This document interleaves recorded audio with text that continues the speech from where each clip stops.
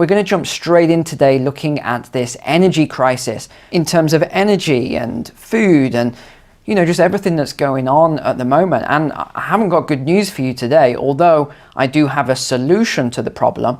But right now, there is no good news because the governments do not seem to be taking the right action to solve this crisis.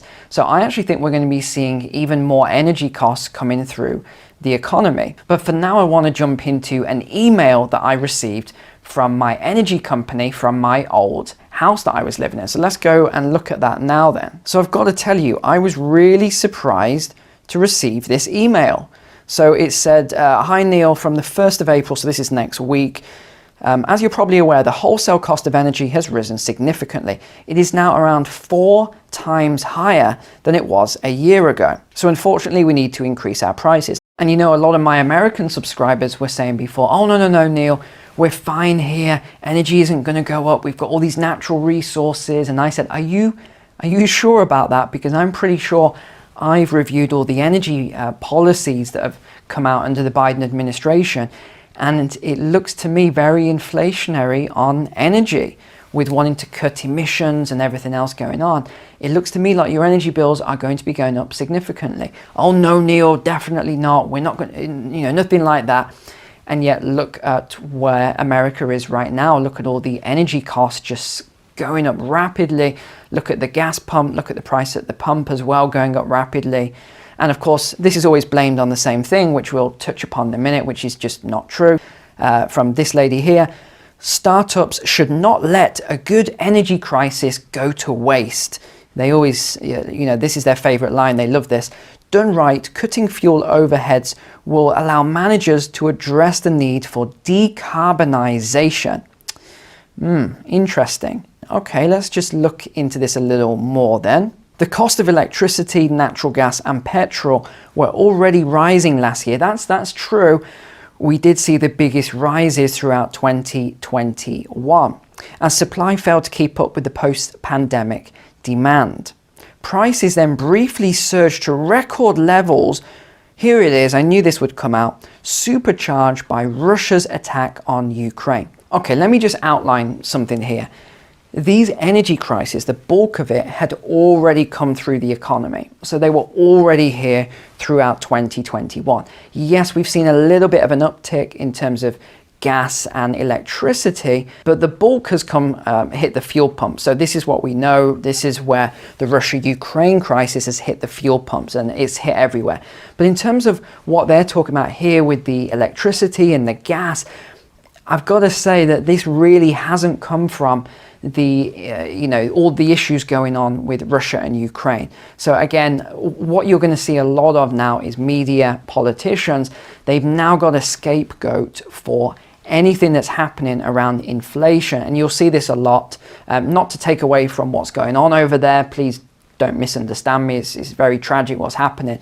But what all the politicians and the media are now doing is they're using this crisis as the scapegoat for all of this high inflation, when really only a very small amount of this high inflation is actually coming as a result of the crisis over there. The next thing I want to bring your attention to then is back to my forecast from early last year around all of these energy issues that would start to accelerate and converge. So this article just came out a few hours ago and is talking about Albania. Now this is very, very interesting and somewhat worrying. So Albania has instructed all cities to turn off the lights in public buildings and streets whenever necessary to address an energy crisis that has been caused by high power prices and drought. But this is where it gets a little more worrying then. On Sunday, the country's power utility stopped 11 of 13 hydropower plant electricity turbines.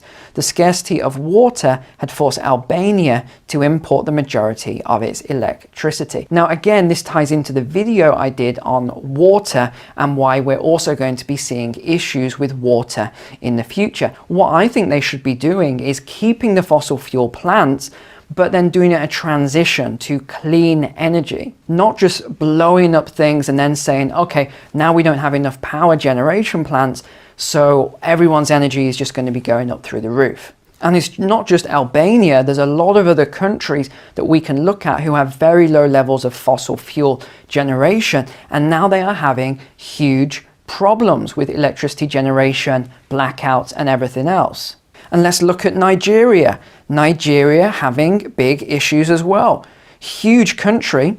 Let's have a look at this. By Saturday, only 13 of the 23 grid-connected power plants were generating to the grid, with most operating below capacity, according to a chart released by the National System Operator.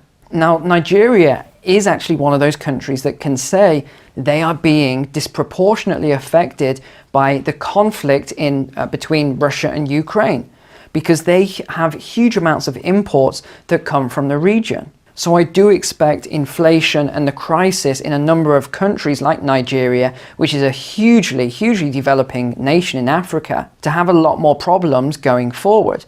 And ladies and gents, this is a sign of the things to come.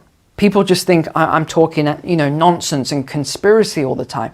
But look, these things are now coming to pass. All these conspiracy theories are slowly starting to occur. And unfortunately, the news media is focusing again on the wrong things. People should do carpooling. Countries should reduce their use of oil and gas.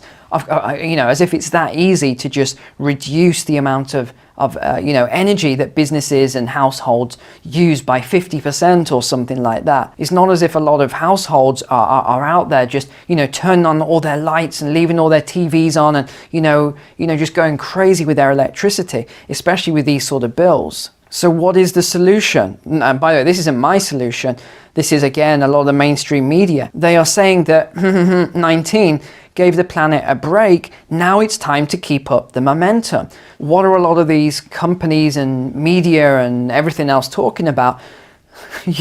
You won't believe this one. If you think all my other stuff was crazy, wait for this. I think they are leading us all towards climate lockdowns. So because these organizations are saying how effective the lockdowns were in 2020 and 2021, but what are they saying they were effective about? Again, everything's changing now, of course. The narrative is they were extremely effective at fighting climate change. So now there's all these new policies, there's billboards everywhere about, in fact, I've got a note of it here, stay home, save lives. So we've heard this before. Give the earth a break. So because that campaign was so effective, now it's becoming stay home, save lives by giving the earth a break. So I think this is going to lead to, and again, I'm going to get onto this on an upcoming video, I think this is going to lead to a lot of carbon-based issues, shall we say. But look,